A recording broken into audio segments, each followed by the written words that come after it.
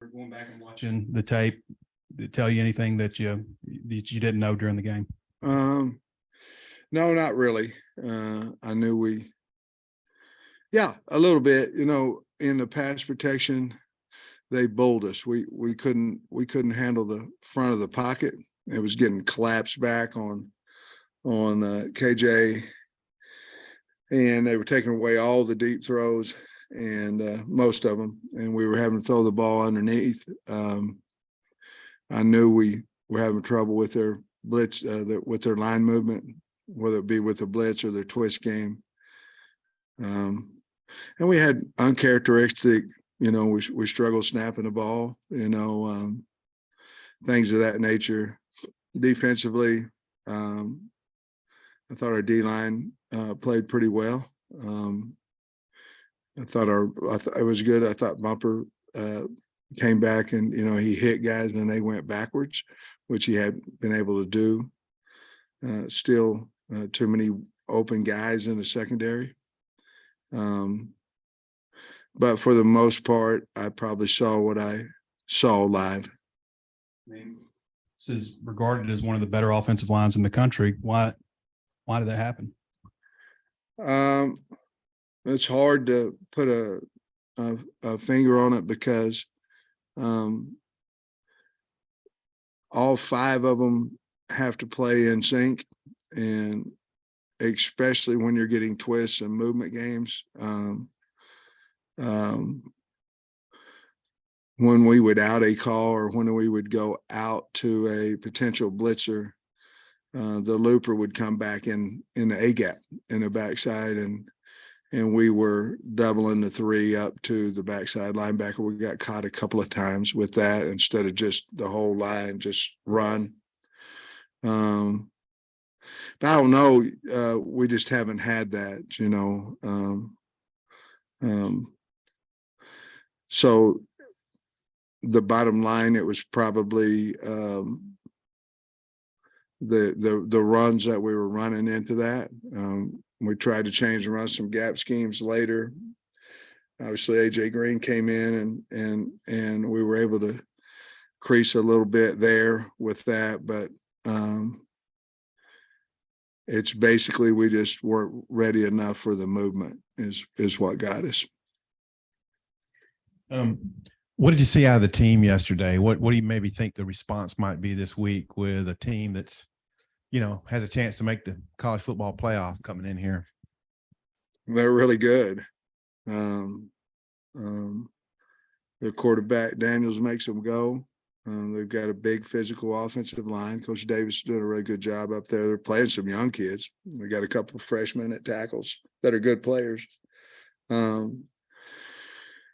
Butte and that group of wideouts is really good. They got a young freshman tight end that's really good. Three backs that play a lot. They're all good players, but they're a physical downhill running offense that if they want to get the ball outside, Daniels is a guy that's going to get it outside, and he's hard to bring down, but he can throw it too. And I think they ran the ball 20 times on Alabama, and the rest of them were all passes. Defensively, very, very good on the interior, very good. Wingo and Roy, they're really good down there. And if you get in a pass game, 18 and 11 Gay, they're both long, got speed.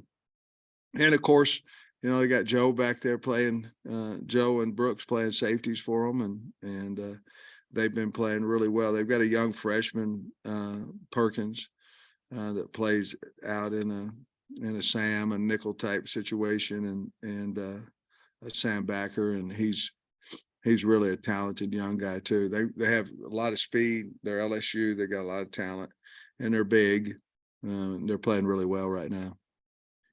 On KJ's situation, can he get better in the course of a week, or what's the criteria for how he can go? Well, I think he feels better this week than he did last week, so I expect him to be able to throw today, and if that's the case, then I feel like he'll be fine by Saturday. I answered a question the other night about talking to Kendall about KJ.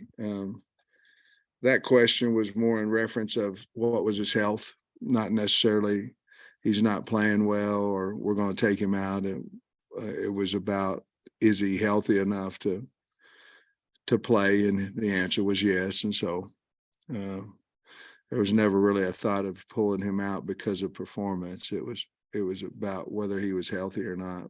And obviously he ended up playing the last quarter. So got back in groove a little bit, but I just wanted to clear that up because it wasn't about taking him out about performance. It was he healthy enough?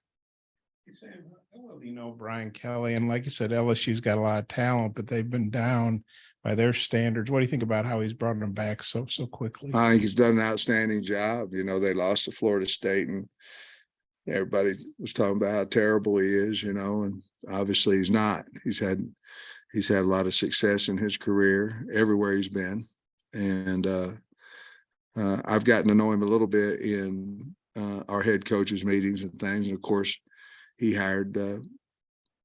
kept Brad Davis over there that he knew I had years with Brad. And so we visited about that a little bit, but he's a really good coach, good man. And I'm obviously happy for him, how he's went into LSU and got him to this point because I like him, but obviously, they're the top right now in the SEC West, and we have an opportunity to knock them out of there. And that's our goal. In your experience playing Alabama, I know all these SEC games are tough, but is there any advantage playing a team after they play Alabama, especially a tough emotional game like LSU just had with them? Well, I would say, obviously we lost, so certainly we better have a chip on our shoulder because of that. So you have to look at yourself first, and then, that was a big time game. Some people claim you can't get up twice in a row. LSU's actually had some back to back that were good opponents, that they've had success with, but I don't know how much truth there is to that or not. I've about come to the fact that if your team's not ready, you're going to get beat. And if they are, you got a really good chance to win. And it's about your prep and a lot about emotion and things of that nature. And it's a lot easier to get up when you're at home, in that type of game against Alabama than on the road. And hopefully you play better because of it. But I think the physicality of Bama certainly is a point to consider when you're playing a team after they played Alabama. With KJ, is it still the shoulder that's been bothering him? Yeah, it's really in the clavicle area, but there's nothing. It's bruised, and it's hard for him to throw the ball without some type of pain. And like I say, I think he's much better than what he was last week. So hopefully we'll get a good week of practice out of him and go from there. And going back to the twists and the movement that Liberty used to stop your run game, is that something you've seen this year from other teams before? How has the offensive line handled it in the past? Well, we've handled, for the most part, I can remember Georgia last year, that they physically just dominated us, but they ran their defense. It wasn't a lot of movement, a lot of knockback. We've seen that, and they did the same thing against Wake Forest. Not the same, but a lot of similarities of their game plan against us was against just like Wake Forest. And to be honest with you, I don't think we simulated that. I don't think we could simulate the flatness of their movement and the speed, and ultimately the speed got us. Does LSU do some of that, or do you think they might after seeing the tape? Well, like I said, when I met with the offensive staff today, I told them we better get ready for it.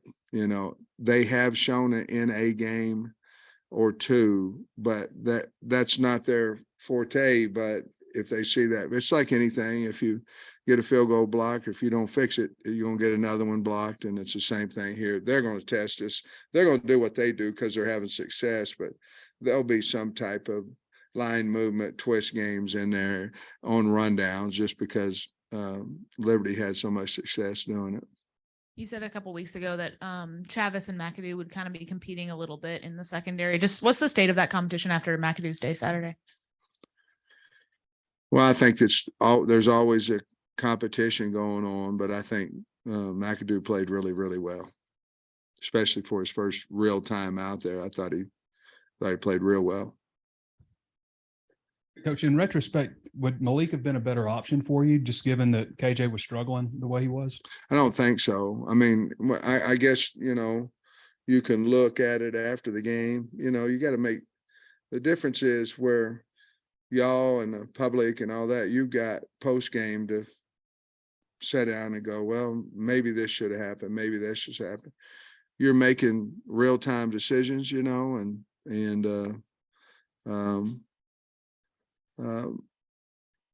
I think it is true that if you don't practice the entirety of the practice each day and each week, you're not going to play as well.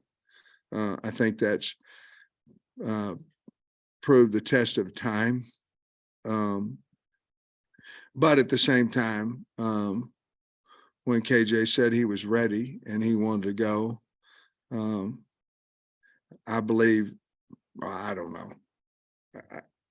I believe that most people would say, okay, let's go. And I know I did.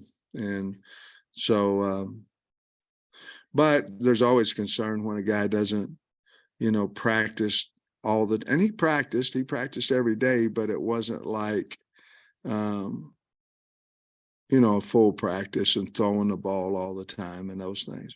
Did you feel like the energy was where it needed to be No. on the sideline and everything? No. What's causing that? Because it seems don't like know. Mississippi State, it was kind of a similar deal. Well, it may be because they're thinking their leader might not be out there. I don't know. We had all kinds of reasons to win, even if just winning is the reason, winning homecoming. But we had all kinds. I mean, to be the top 25 team, to get bowl eligible, homecoming. We had all kinds of reasons to go out there and play hard and play well, and we didn't. And I had in last year, it was Rice, and then it was Penn State for a half, and I looked at it as it was time off. What are we doing in the 4 weeks between the bowl game and between the first game? Because Georgia Southern, we didn't have that problem. I'm talking about non-Power 5, schools. And so I was looking at it as, what are we doing in that long stretch? We got to fix it, so we can play well in openers and we can play well after buys and we can play well in the bowl situation when we have time. But now, as you think about it more and more, it's, for the most part, it's non-Power 5 teams that we haven't, we woke up against Missouri State late. We never really woke up Saturday, and it shouldn't be that way. Those type teams, we've got to have a hunger, and I respect all of them. Heck, one Saturday beat us, but we've got to somehow, and we were trying to simulate it in practice with the fast starts and all these type things. I don't know why, but it was flat and you could feel it, and we couldn't get it turned around fast enough, to be honest with you. Coach, so 2 weeks there in a row, you won the toss, took the ball first. Then last week, I think Liberty won the toss, so you didn't really have an option. Yeah. What would you, if you win the toss Saturday, what's going to be your option there? Well, no matter what happened, we won the 2 previous games. And now one of them was a fumble on the 50, the other one started out sack, Auburn. The card tells you to the logic tells you to defer, put your defense out there. We were trying to change it up against BYU. It worked. We won. We had the fumble, and then we kept it last week. It worked. Auburn, we won. And then this one here, they won the toss. But if we're not going to go down and move the ball and score on our first drive, there's not any reason to take it. You got your night game for Ole Miss. They still don't know if it's 6 or 6:30, but from a recruiting standpoint, how happy are you about that? Very. I think our crowd will be excited and into it, and I think they will. LSU's coming to town. I think they will 11 a.m. too. But you specifically ask about recruiting. That should be a big day for us. Coach, you had a couple of guys get in trouble this weekend Yeah. with Slusher and Brown. Do you have any comment on that, or have you made any disciplinary decisions with that? Yeah, we've suspended them for at least 1 week, and they've got AM runs. They've done one this morning, and they'll both participate in practice on the scout team, and it's unfortunate. We it's not acceptable, and but part of our job is to teach these kids, and hopefully we'll get that done. Does Jay Johnson kind of slide in there at nickel, or how do you see that playing out? He can. I mean, he would be certainly one of them. Chavis might be another option to go back to safety. You might move Blair to nickel. I don't know, but with the emergency of Quincy, that kind of buys us another player, another option to move around. Specifically on Jaden Daniels, from game one to now, what's Man. the progress that you've seen out of him? Wow. Well, I think he understands the offense. And the thing about it is they've played good teams, good coordinators, and they've schemed up some nice plays, and they got him dead to rights and don't touch him, and he goes for a long run or a touchdown or what have you. I think he's always been a really outstanding runner, but I think it's his throw game and his receivers. One-on-one, they'll catch the ball now. Coach Hankton over there does a great job coaching the wideouts, and they'll go up and catch a contested. They're big, and they'll go up and catch a contested ball. But I think probably overall, I think his knowledge of the offense seems to be playing more confidently, and his passing has been really on point. To use a baseball analogy, they used to say never trade within your own division, but players, you've got McLaughlin from there, and they've got your guys. I mean, how weird is it that you're going to see Fouché and Brooks across the way? Well, they did everything they possibly could for Arkansas, and I'm glad they're both playing and having success at LSU. It will be obviously different, because last time I saw them on the field was for us versus Penn State. So obviously it will be different, but they're doing well, they're playing well, and it seems to have worked out for them. That play in the end zone where the ball bounced off Trey Knox's Yeah. hands, second time that's happened. How have you seen him respond from that after it happened during the game on Saturday? Well, we had two receivers too close. I mean, when the ball went in the air, the only guys that could catch it was us, and we ended up tipping it to them. He responded, I thought, well. He had a couple of really nice catches, a couple of touchdowns off of it after that, but that was one that could have pulled us when they had 7, and it just didn't happen. But I'm not for sure that part of it wasn't, we had two receivers too close, and it was a mistake on a route, and he just didn't catch it. I don't know what you thought about Kelly rolling the dice on that 2-pointer. It worked for him. It didn't for me. I can explain that.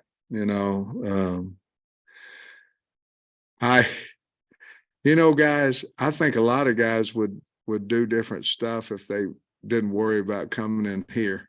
after it didn't work. You know what I mean? I mean, whenever he called it, it was like, that's the thing to do. Get the game over with. If you're saying we can beat Alabama from the 3-yard line, we can beat them, and they can't do anything about it. That's what he did, and it worked. But it takes guts to do that now. I mean, it does. And I did it against Ole Miss last year, and we didn't make it. But I know you can say it was on the road versus at home. I get all that, but that takes guts, and he did it, and it worked. And more power to him.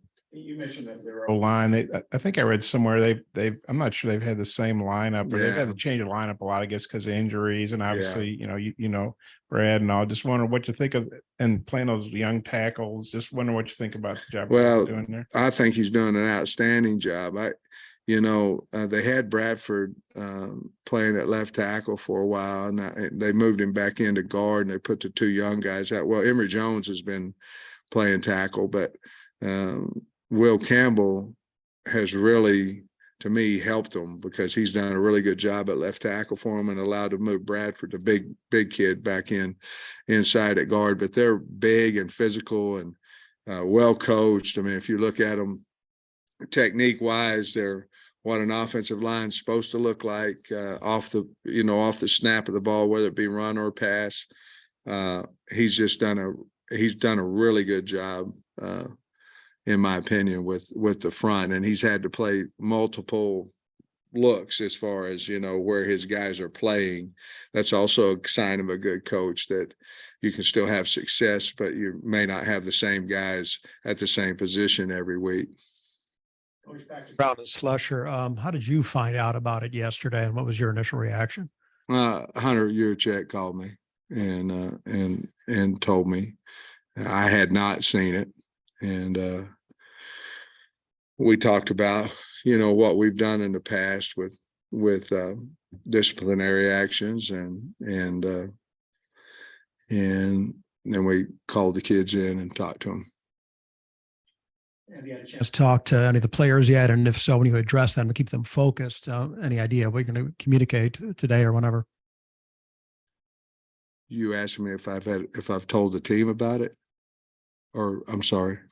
Have you communicated with any of the players, or will you address the team? And if so, what might No, you I share? haven't. We have our team meeting this afternoon, so I haven't talked to any of the players about it, besides the 2 players that were involved in the incident.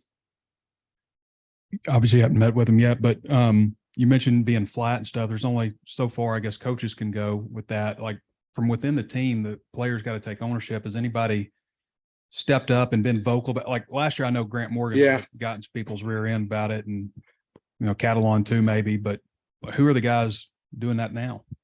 Well, that's a good question.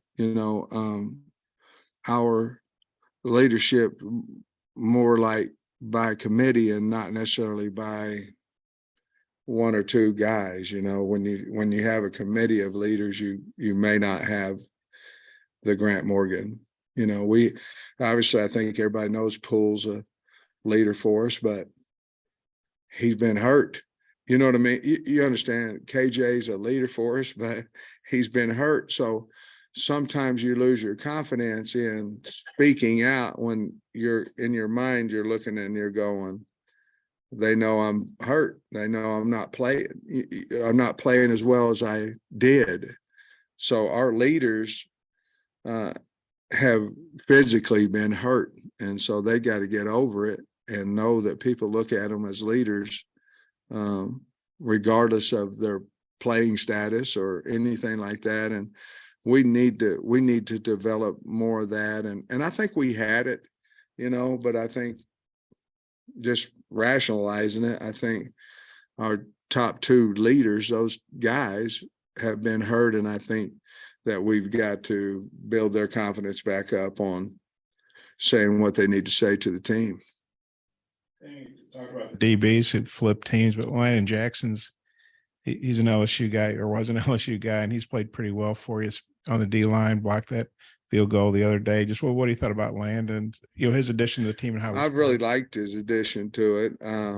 He didn't play as many. I think he played like 15 reps last week. But he's been a really good addition to us.